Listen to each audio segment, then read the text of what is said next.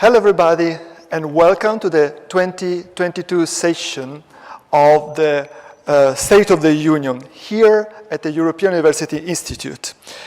My name is Simone Borghesi and the director of FSR Climate, the Florence School of Regulation Climate Research Group.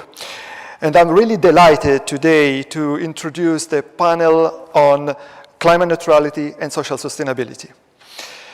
We are living interesting times, I would say, with climate crisis, pandemic, a war. So, achieving net zero is a real challenge, which implies a rapid reduction in emissions, a significant increase in carbon prices, and deep structural reforms in our economy. So, can we make it? What will be the social impact of all this? In particular, higher carbon prices might be perceived as socially unacceptable by part of the population, especially at a time in which energy prices keep rising. So these are the questions that we want to address today together. And for this, I have the help of three special guests next to me. Beatriz, Yordi, Somanathan, and Michael Spence. Beatriz Yordi is the Director of Carbon Market and Clean Mobility at DG Climate Action of the European Commission. She leads the EU ETS research or group area. Research, is me, but and she has been in the international cooperation on carbon markets for long. But before she was, I think you are in the Commission since '94, and you have been in DG Environment, in DG Energy, in EASME, and so on. Professor Somanathan is Professor of Economics at Economics and Planning Unit of the India Statistical Institute. And, well, he's well known all over the world for his work on environment and development. He's also the co-editor of Environment and Development Economics. He has been professor at Emory University, Michigan, and Princeton, and also lead author of the 5th assessment report of IPCC. Last but not least, Mike Spence. Mike is Professor Emeritus at the, let me find the right name, Philip Knight Professor of Management Emeritus and Dean Emeritus at the Stanford Graduate School of Business. And by the way, is the 2001 Nobel Prize in Economics for his great contribution in information economics. We had the opportunity to be together in a virtual meeting at COP26, and the discussion was particularly interesting, so I wanted to have a discussion in person, and I'm really thankful for you to be here. So let me very briefly explain the structure. I will ask a few questions to our speakers, 3 questions, asking each of them to reply each question in 3 minutes, if possible, so to have keep it flowing. And then we will look at the poll questions that are available online right now, and then open to the Q&A. And for those of you participating via the digital platform, please submit your questions for the speakers in the Q&A tab, and take the poll questions that are online in the polls tab. The poll will be closed at 5:45 sharp. So, having said this, now let's start with the first question. And I chose a very general question to break the ice.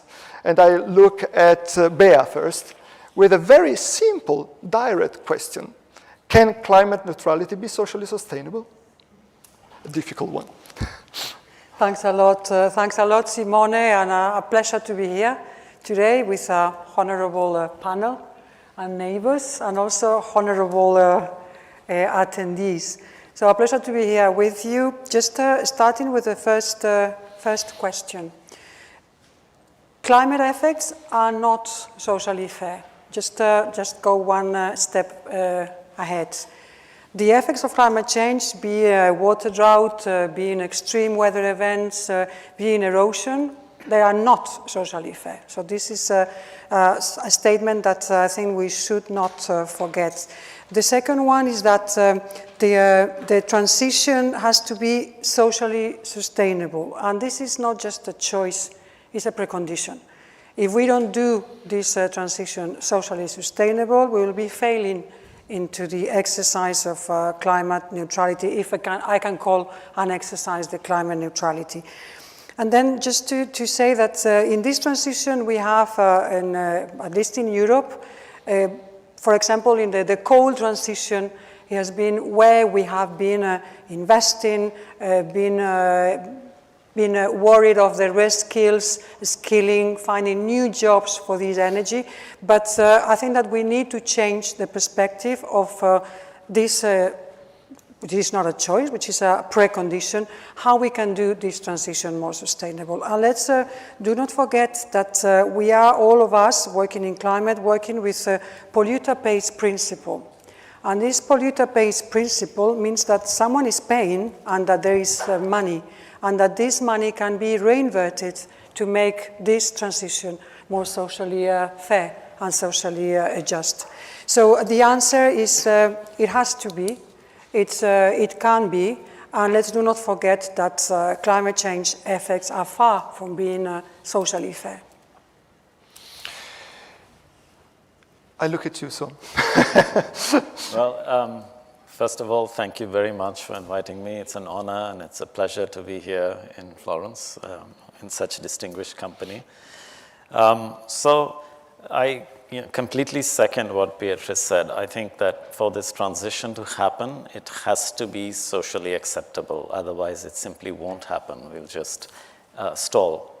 Now, the difficulty, of course, is that we should have been making this transition and having rising carbon prices from 30 years ago. And we know that most of the world hasn't got to a carbon price, and most of the emissions haven't got there yet. And that means that we are now in a situation where we are encountering and will encounter dangerous climate change unless we can speed up this transition, and that's the difficulty. It's an enormous transition to make. We've delayed the time that we have to adjust. So we have less time, and that's the dilemma. I think that it's not really possible to speed this up beyond a point, because in fact then there will be resistance. It won't be possible to go forward. Because there are huge changes that have to happen. A lot of these changes, in the very nature of these changes, means that they're going to take time to happen. Nevertheless, I think that it's really important that we don't delay any further than we already have, that we do push forward as fast as we can. And of course, the most important aspect for the social acceptability is that processes are seen to be fair, and that people of all sections feel that they're being heard and that they're getting a fair deal. And this has to happen both within countries and across countries. It has to happen between the developed world and the developing world, as well as within both of those. I just want to say one more thing, which is that we are saying all this, principally all the discussions I've been hearing on climate today, and there was a meeting yesterday, they're all focused on reducing emissions and bringing emissions down to net zero, and that has to be done. But I think that we are at the point where we should examine all the options. We are probably almost surely going to need to take carbon dioxide out of the air in addition to not putting more in. So we need to start thinking about that, because that's going to take a long time to become technically and economically feasible. We're going to have to invest in that. In the meantime, as the temperature rises and impacts get increasingly severe, there are going to be crises in different parts of the world. We can see that coming, and that can come very, very fast. So I think we should also consider, putting aerosols into the stratosphere and researching that, because to deploy, stratospheric aerosol injection is going to take a long time. It is going to require governance. It's going to require agreement. It's going to require bringing people on board. It's going to require all the things that emission reductions require, and perhaps more so because of the risks, right? And we shouldn't do the same thing that we did with emission reduction here. We should start thinking about this now and start preparing about this now and start openly discussing this now rather than pushing it under the carpet. I think that's important. We need to consider all the possible options. This is a huge and very complex problem, and we shouldn't take anything off the table. And I'm afraid that we have kicked this particular can down the road for too long. Thank you, Som. So, no way out from a socially sustainable, apparently, climate neutrality, but keeping all options open. That's basically the message. Mike, the mic over to you now. Right.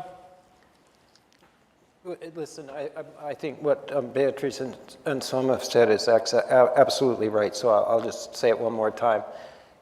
I don't think politically it's possible to accomplish the energy transition if there's some fairly large-scale failure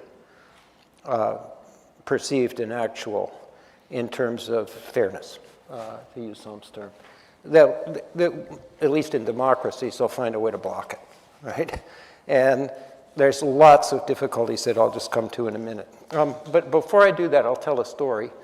About a little more than 10 years ago, I was the chair of a commission on growth and development, where most of the incremental carbon emissions are going to come from. And this commission did a lot of things. It was basically an attempt to help people understand what we'd learned about, growth and development over a 15-year period after the Washington Consensus. And I had a chance to visit with the president of Indonesia. And one of our recommendations, we had my Indian colleague on that commission, Som, was Montek Ahluwalia. And he said, this is boring. We're saying a bunch of things that you should do. We should say what you shouldn't do. Let's put in a section on bad ideas. So we all chipped in bad ideas, and the one that got the most enthusiastic, it only took 2 pages, by the way, in the report. The one that got the most enthusiastic support was virtually ubiquitously energy prices, meaning fossil fuels, were being subsidized in the developing world. And we said that's a catastrophe, and that's even before we got to the point of taking climate change seriously. You build the wrong infrastructure, you build carbon-intensive things, you build buildings that are energy efficient, inefficient the last 40 years. I mean, we have 2 experts on carbon pricing here, so I guess I'm saying that what they do is pretty important. And the president said, I understand that, and I agree with that, Professor Spence, but it's politically really difficult to withdraw those subsidies.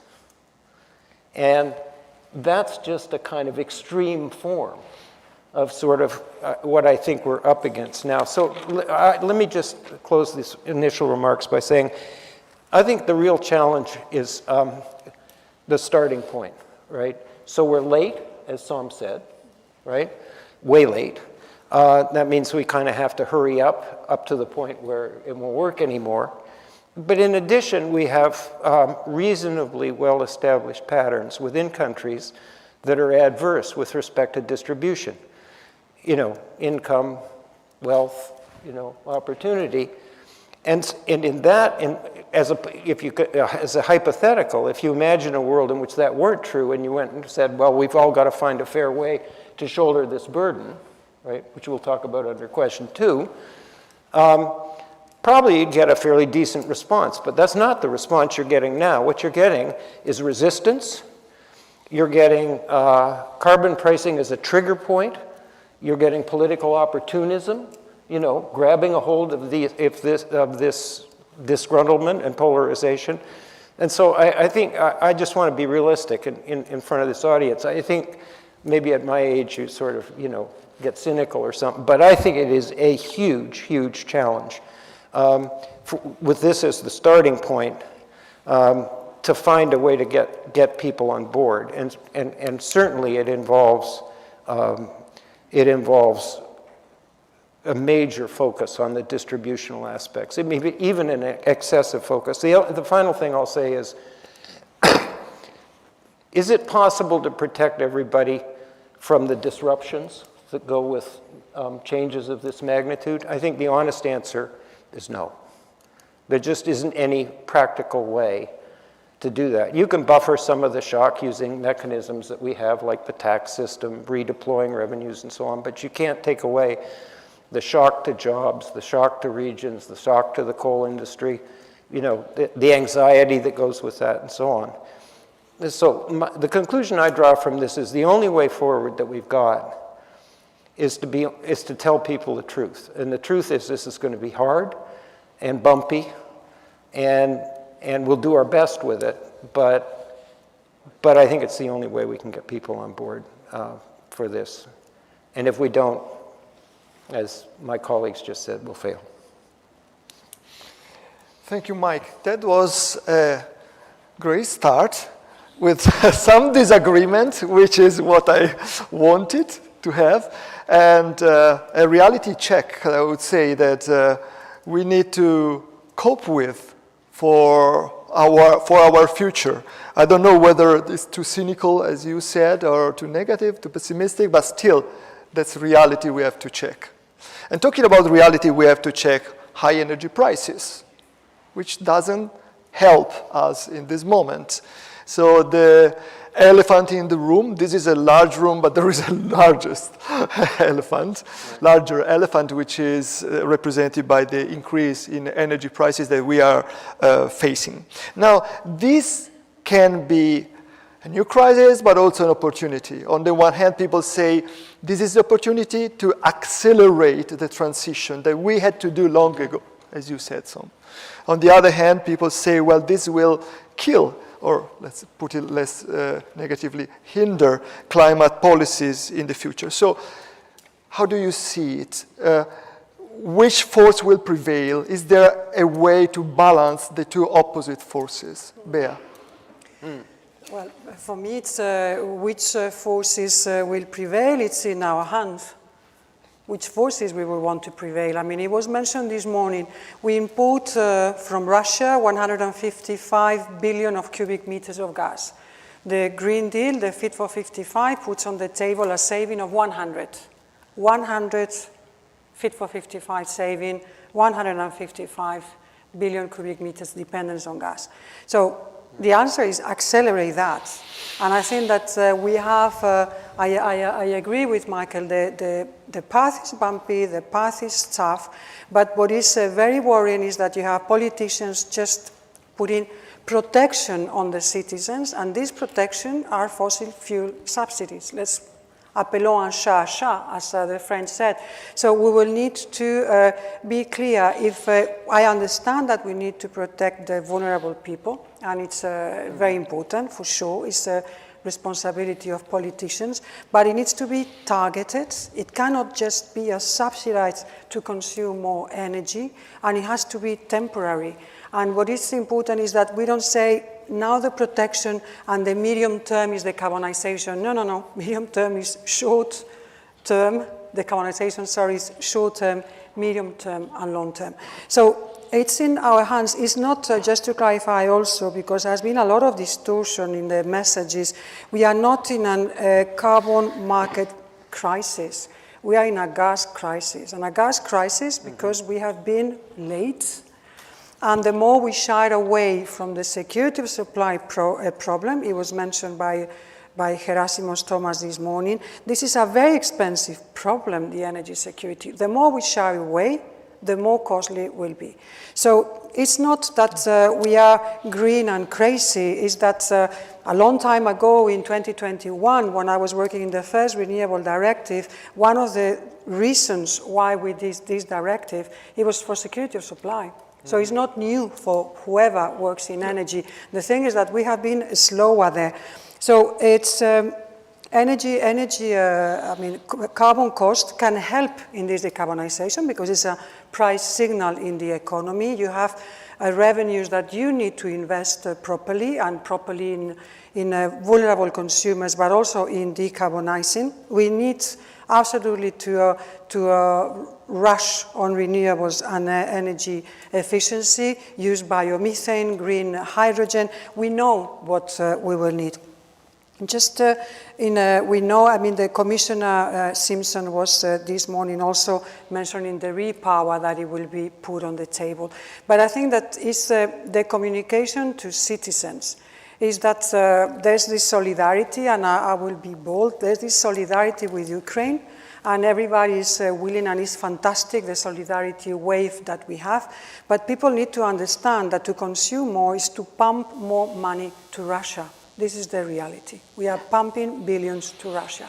Do we want to accelerate its decarbonization? We try from the Commission and from a European perspective, and we think that should not be this dichotomy. So we passed the first, with the Fit for 55, the Green Deal, we passed the first heavy reality check. It was COVID. In the COVID times, we said, let's stop the play, now the serious thing. And what we put on the table, it was the recovery plan, 700, 800 billion euro, with 37% investment in climate policies. And by the way, we propose that this money, this debt, is paid also by revenues of the ETS. So second terrible shake in the world, European invasion. We need to go on steady, strongly for the decarbonization. Thank you, Bea. From the European perspective to the Indian perspective. Yeah, so let me say that I agree with what Mike said, that it's very hard to reduce fossil fuel subsidies, or subsidies in any kind, but fossil fuel subsidies in particular. And there are lots and lots of stories where governments have attempted to reform these. There have been protests, and then they have had to back down, or governments have fallen. But I think it's also the case that there have been success stories as well. And let me tell you two of those, or at least partial success stories. There's never complete success in this world. But one of them is the Iranian subsidy reduction, which happened, I think, about 10 years ago. And that was because Iran was facing a crisis. The oil revenues had collapsed, and so they were facing a fiscal crisis. And what they did was they allowed petrol prices essentially to rise by a factor of 4 in a very short period of time by only partially removing subsidies. And of course, this would have led to the government to fall if that was all it was. But they put a lot of effort in essentially preparing the banking system so that they could make transfers to households, and in particular transfers, initially universal transfers, and then gradually remove the transfers from the richest people. So that was the plan that they adopted. They made a lot of preparation for it in 3 months, although it was a very quick thing they had to do because they were in a fiscal crisis. And this succeeded to a large degree. And in fact, poverty in Iran fell because when the money went to poor people, those people were actually not consuming so much petrol, because the people who had owned cars were the ones who were getting the benefits of the subsidies, not the poor who didn't own cars. So that's one way of doing it, and it's probably only that kind of thing only happens during a crisis. But it is possible to essentially make transfers, monetary transfers, in lieu of the rise in prices. That's one example. The other one I want to say is from my own country, India. So India underwent a major economic reform and liberalization of a rather controlled economy back in 1991. Again, that was triggered by a crisis. And ever since 1991, one thing that finance ministers tried to do was to roll back petroleum subsidies, which, of course, is a difficult thing to do, and they always failed. There were protests, there was political opposition, and then the finance minister, after making an announcement, would then be humiliated and forced to back down. This happened many times. And then finally, in 2012, they decided that they were going to go ahead and do this, and they were going to do it very gradually. So they were going to allow the price to rise by, half a rupee per liter when prices were at about 50 rupees per liter, so about 1% per month, roughly, you know. And they went ahead with this. There was an outcry from the opposition, but the outcry didn't really get much resonance from the public. It didn't result in public protests and demonstrations, basically because the effect was too small for the public to actually notice, right? I mean, you know, there was some. So this gradual strategy worked, and then the government got lucky because in 2014, you know, 1.5 years into this process, oil prices, world crude oil prices collapsed.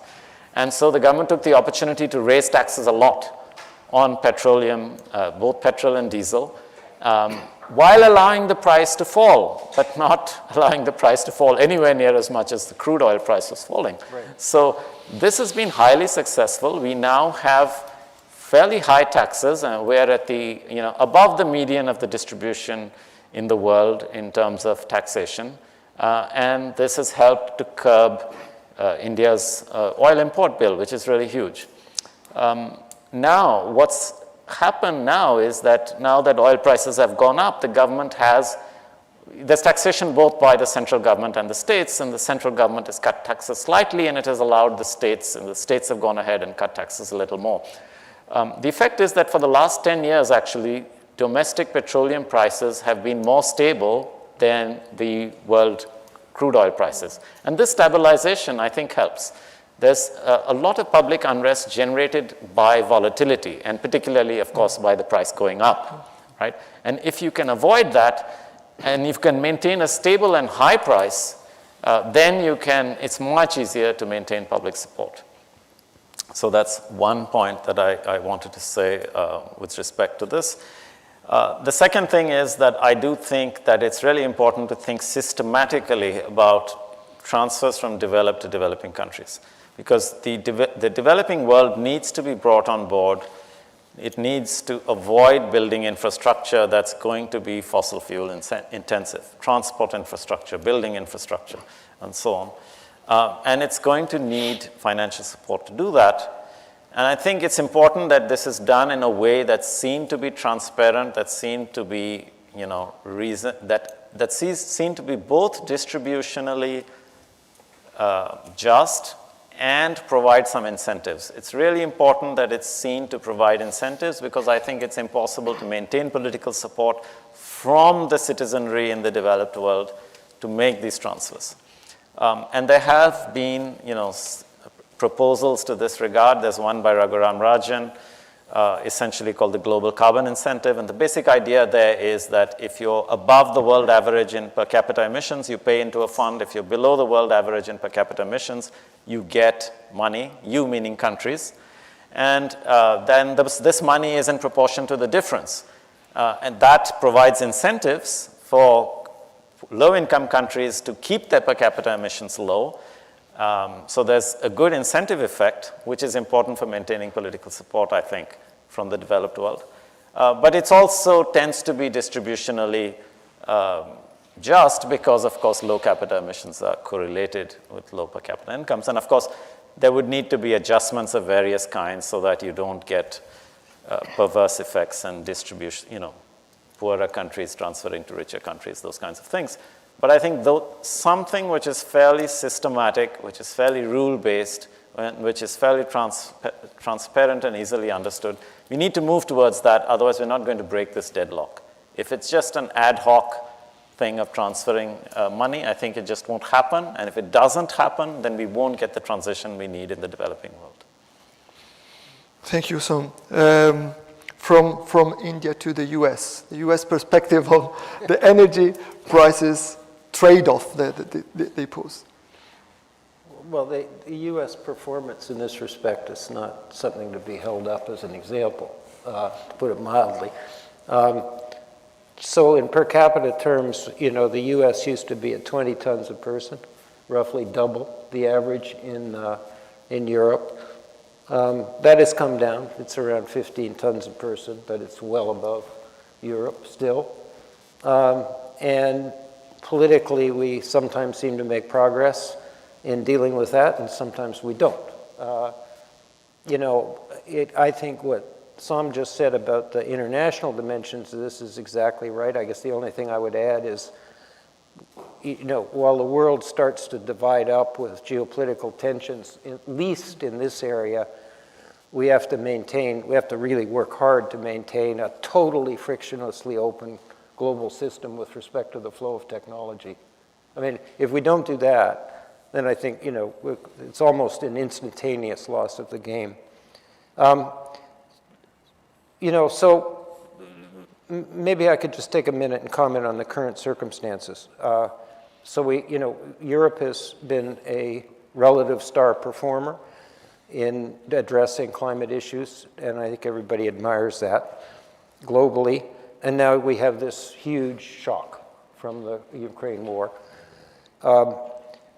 We are not only going to have energy diversification with the goal of relieving ourselves from blackmail, but we're going to have diversification globally for a lot of different reasons. We have climate shocks, pandemics, supply chain blockages. We've got 150 different reasons. It's a whole new world that we're entering, and this is a particularly visible aspect of it. Is it good or bad? I think it's mostly good. There will be some resort on an emergency basis to coal, which everybody knows is not ideal. But both absolute and relative prices matter. So the absolute price of all fossil fuels has gone up substantially and is likely to stay up, including coal, by the way. Coal shot up in 2021 with no war in sight, and then started to dip, and it shot up again, right? From the point of view of the incentives for energy efficiency, I would say this is just all good. I mean, it's a shock, and people don't like it. But if I were in the carbon pricing business, I would say the markets have sort of done our job for a little bit here, and maybe I'll back off and focus on some other, dimensions of this complex thing that we have to tackle. On the relative price front, the good news is that the fossil fuel prices have gone up, and the green technology ones have continued to decline. I mean, the intertemporal pricing of solar over 10 years looks like Moore's law in semiconductors almost. And so I think the relative price change is also highly beneficial from the point of view of the people like Beatriz who are responsible for this, in terms of incentivizing an accelerated transition in the green direction. At least that's how, if you'll forgive me for being an economist, that's how an economist would tend to see it.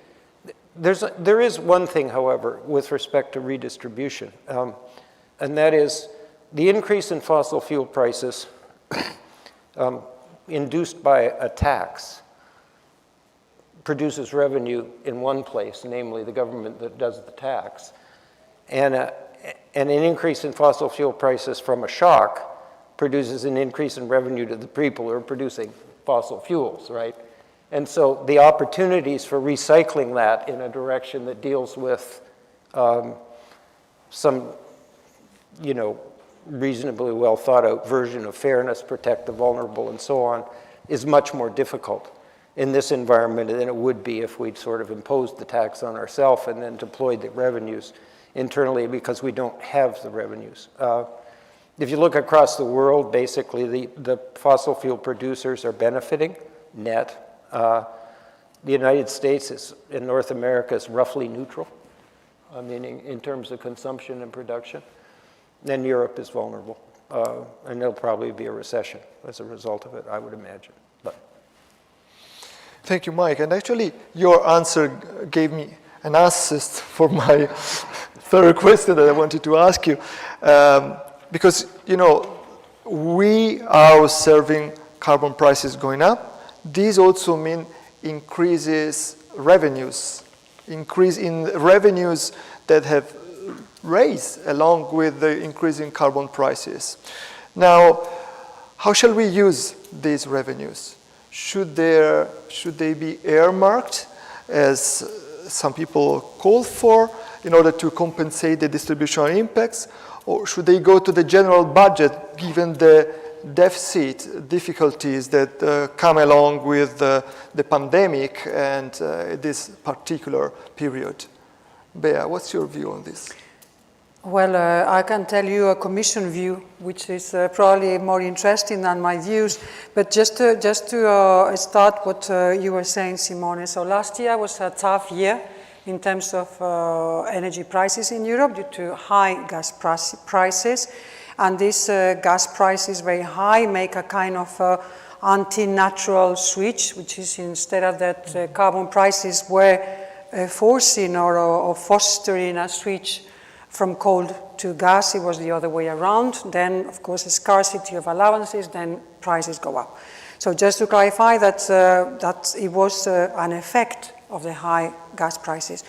The positive part for governments is that last year in Europe with the ETS, that as you know covers power, industry and aviation, it was 31 billion euro, which is a lot of money. It's just 1/3 of the whole in 7 years research program of the Union.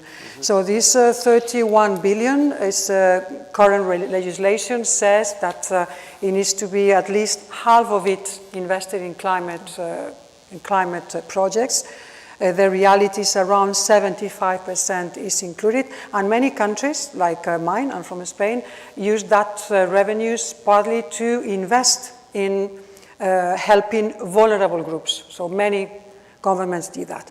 What we are proposing in this, the plea from the Commission is that please distinguish this vulnerable, temporary, targeted help with the investment, real investment in climate change. The new proposal that is now in the table of the Council and the Parliament say that all the money should go for climate change, and it will be clear, earmarked and transparent.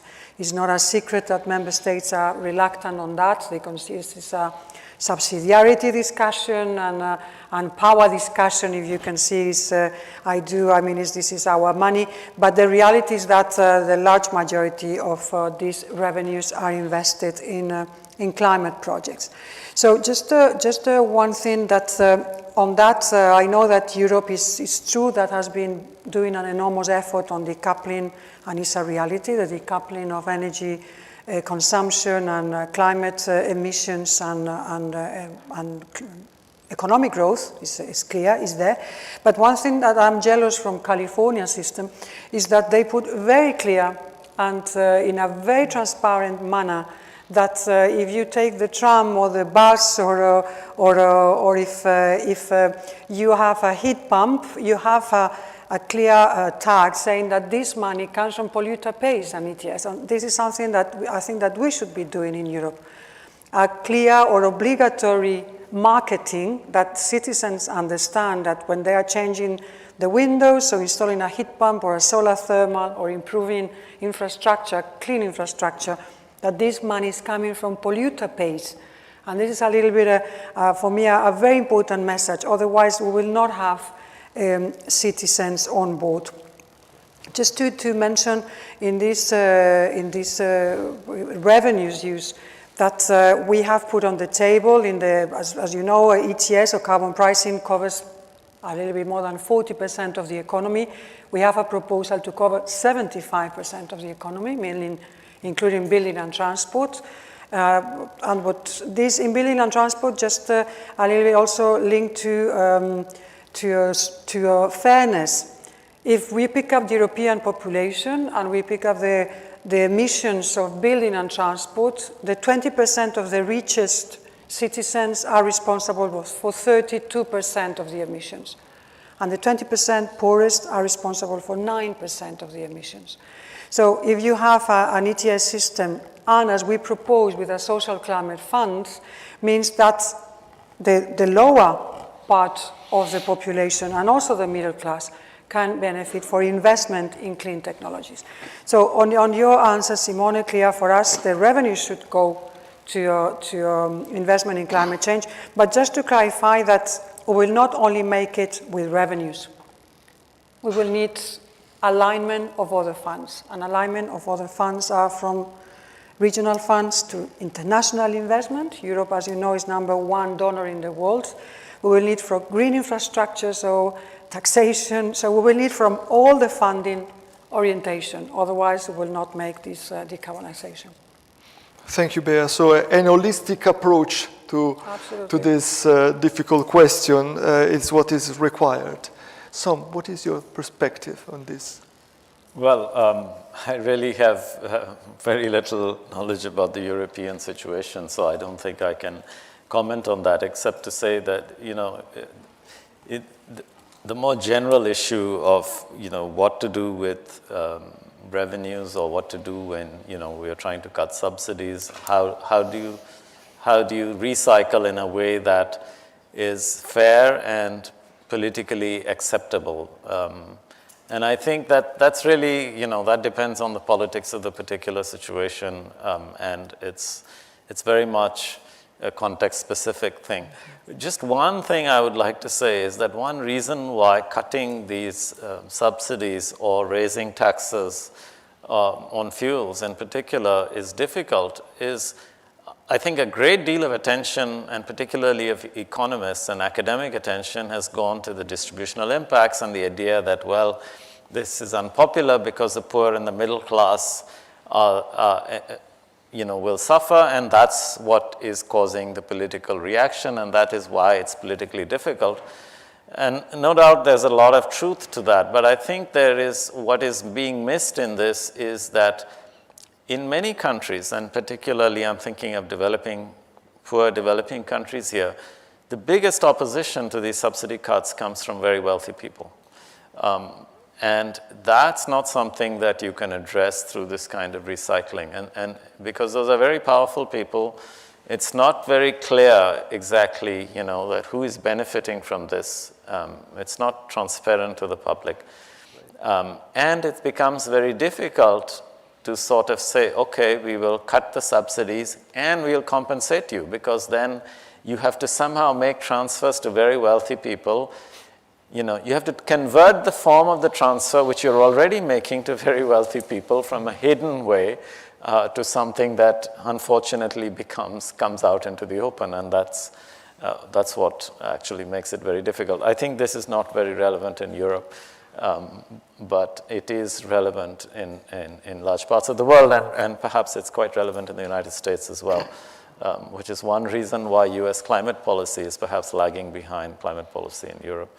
But I think that's one reason that's really important. I mean, that's something that is underappreciated, but it is really important.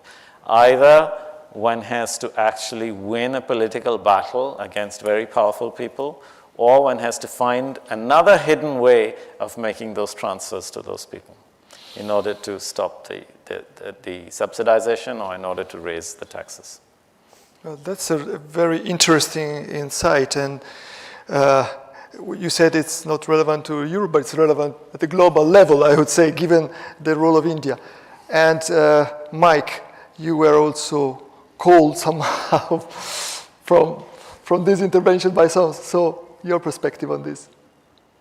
Well, it's nice to know that California is performing okay in an otherwise dismal picture.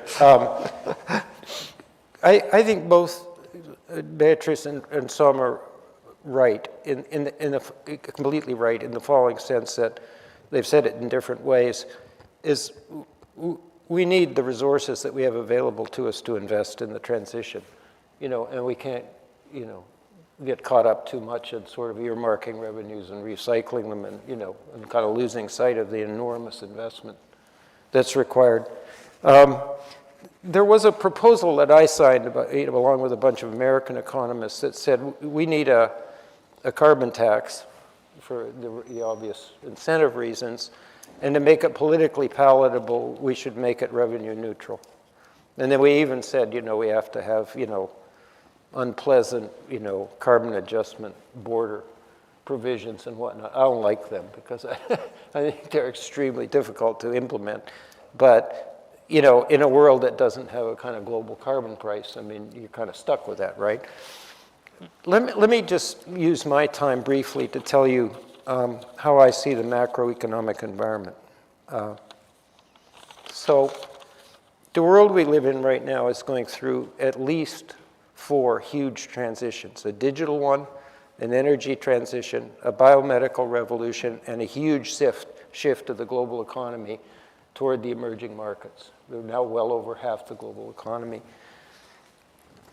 which makes life pretty complicated when you're trying to do all of this stuff at once. In addition, a very substantial fraction of the world, as measured in GDP terms, is aging. We have rising dependency ratios. We have a supply-constrained, global economy for the first time.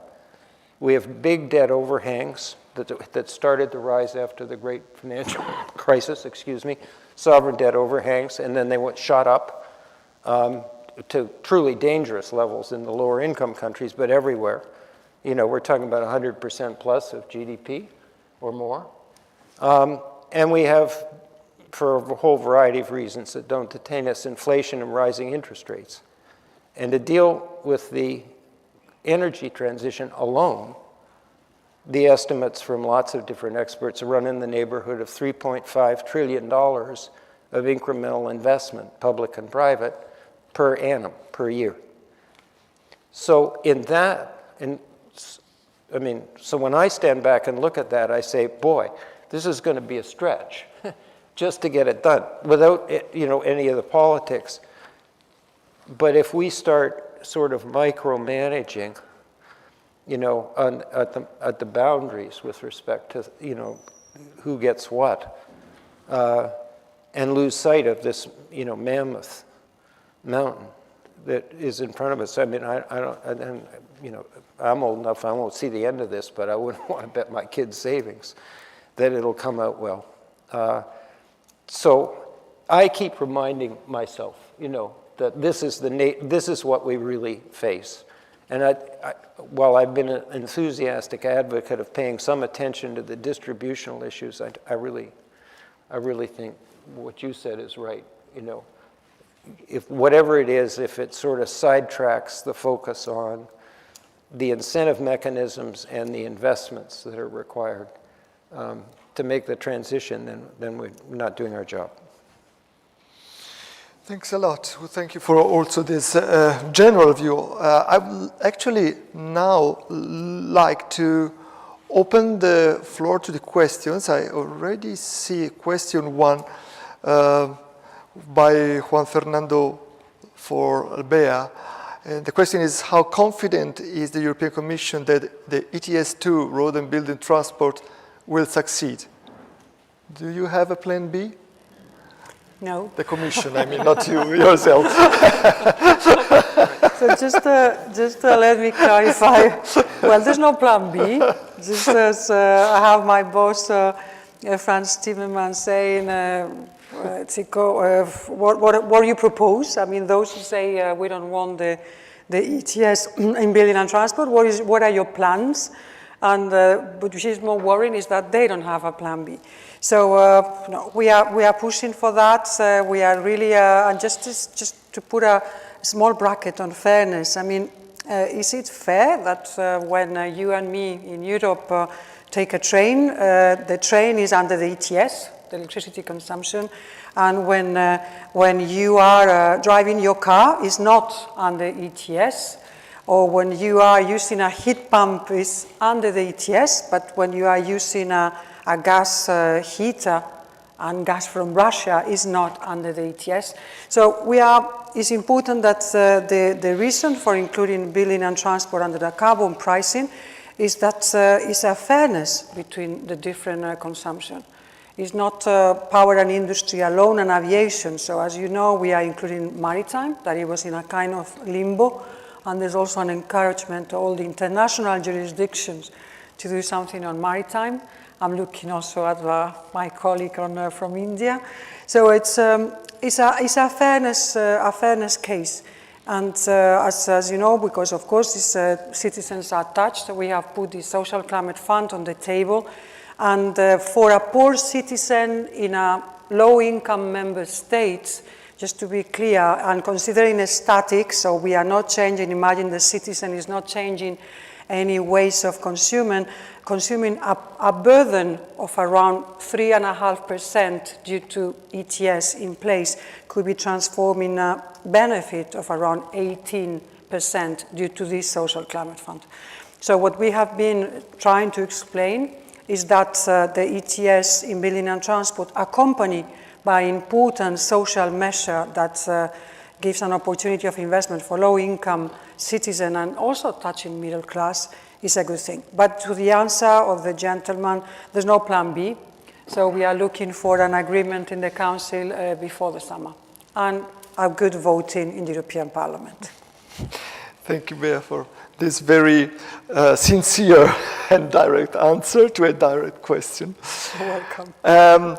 If our friends from the web team can help me, I would like to see the results of the poll because I saw them passing by before. Thank you.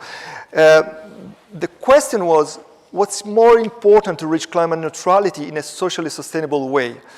And there were 5 possible answers. No carbon pricing for household sectors. It received no support.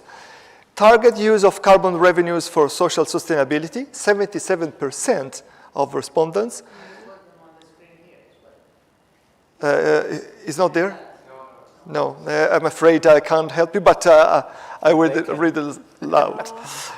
Specific policies for a just transition received 15%. No support to improve communication, and just 8% to slow down the path of the transition. So basically, a large majority was in favor of target use of carbon revenues for social sustainability. I'm a bit surprised, to be honest, even because I expected some of the options that I created to gain some interest, like improved communication we were talking about before. What's your reaction to this result? Some.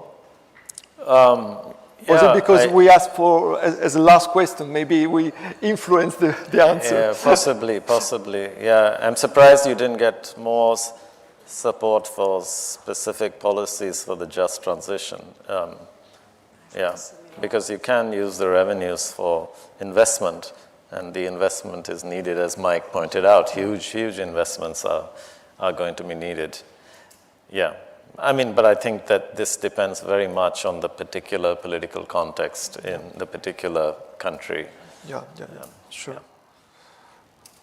Mike, any Yeah, I guess we'll both take a shot at it. Well, I'm a little surprised, but maybe not too much. I think we haven't told people the truth. On a global basis, the truth is we may be able to keep the global economy growing, while we do this transition. I mean, it's an open question. But what we can't do is keep consumption growing, right? If you're going to have, a $3.5 trillion increment investment, and you can scale this down to the country level, et cetera, and make exactly the same point. So, without shifting a significant chunk of aggregate demand away from consumption, and government spending and to, public and private investment. And so I think my reaction to that is that there's a little bit out there that's lurking around that says if we do this right, we can really sort of protect everybody. It won't have that big an impact. And I think it's not true. And, and the best way to approach it is, as more than one of us said at the start, is tell the truth. Which is, we're going to take a hit, at least in the short to medium term, in order to do this, and then taking the hit fairly across our various societies and internationally, as Sam said, is a big challenge, but it's still a hit. Yes, please. Just comment sure. Very briefly, probably with a little bit a more positive message.